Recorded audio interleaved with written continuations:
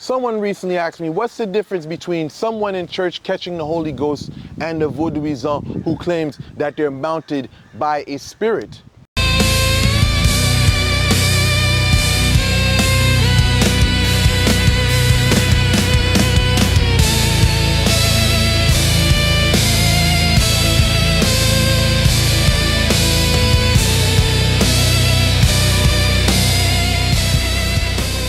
Absolutely nothing.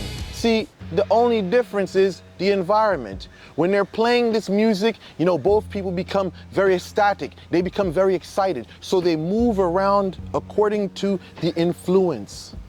See, when you have music that's, you know, preparing you for, you know, la guerre or war, you have people that demonstrate aggression. And now when you have music that's peaceful and loving, you see that the person reacts in a calm manner.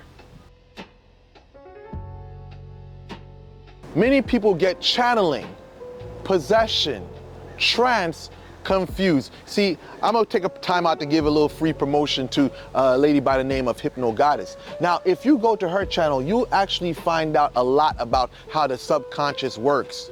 See, the trance is a state when a person gets consumed by what they're doing and they forget about what's going on around them. Now, in the channeling state, this is when an individual receives divine influence from the collective subconscious.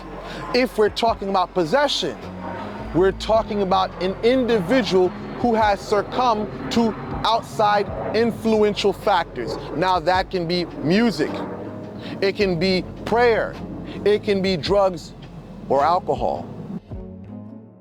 So recently, someone sent me a video of a Vaudouisan in, some would assume, possession.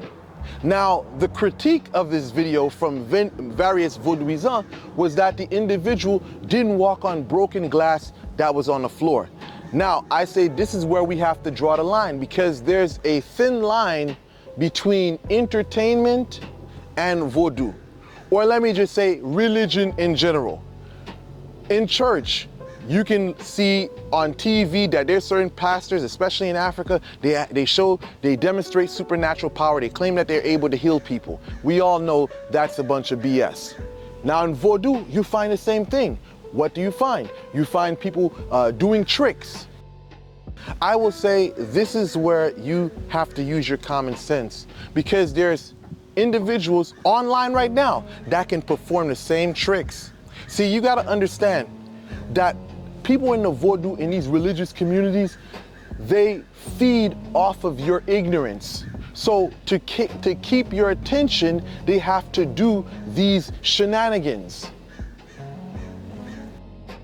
If I was to get paid for every time someone asked me about death spells, I would be pretty rich at the moment. But let me talk to you about death spells, because most people want to know about how long it takes. Well, I'm gonna tell you this, that all depends on the person's age, and that depends on the lifestyle they live.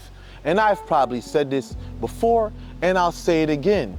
The lifestyle you live can attract certain things faster to you. Some people may call it karma. Some people can say what's due to you. If you sow a lot of bad seeds, what's going to happen? You're going to reap what you sow. Now, if you're an older individual, if someone throws a death spell at you, I will say that you're more vulnerable than somebody younger, because the younger individual has vitality on their end. They have youth. So it's going to take time for this force to break that person down. If you're looking for a guided reading, you've come to the right place. Street Sweepers, Master of the Woods, Jouet Étoile, Porte la. We do it all.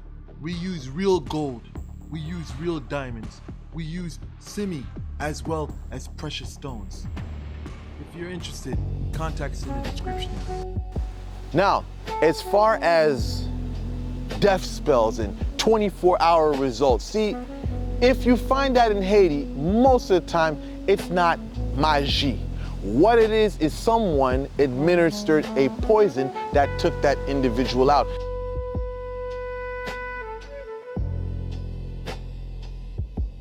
See, a lot of guys they think Vodou is just spirituality, it's just magie. There's a side of Vodou that has nothing to do with magie, that has nothing to do with religion, deities, etc. This is the world of poison.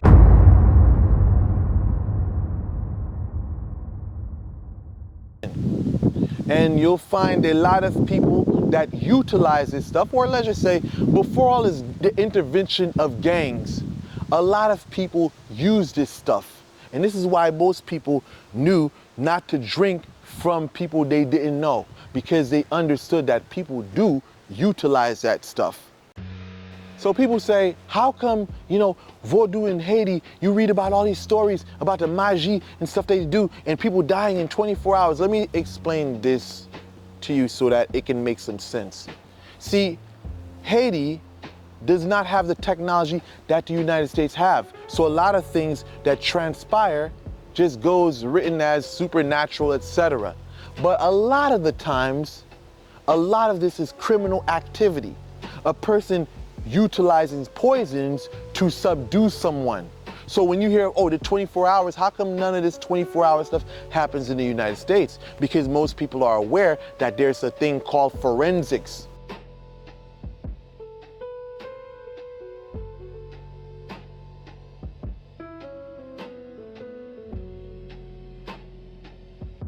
When we're talking about the motivation behind it, it's usually because people hear of stories where a person, you know, died in 24 hours. Well, again, usually when you find a scenario where a person, you know, 24 hours, you know, such and such happens to them, it's usually poisons that are in the picture. And that's speaking from historical, cultural knowledge. When someone gets hit with a thing called bédon, in Haitian culture, no, most Haitians are probably gonna get mad at me, that's in the Vodou community, because why are you saying this stuff on camera? Well, this is the truth. You find poisons like that being utilized. If you're Haitian, you know what the fuck that is. You find that the person, after coming in contact with that, they die shortly after. But I'm not gonna give any details behind that, I'll just keep it as that. So most of the time, the things that they do over there, they're not going to do it over here. And that's why you find many people saying, how come Vodou and magie is stronger in Haiti than it is in America? Because again, it's a different field, it's a different ball game. And most people are not trying to get their citizenship revoked.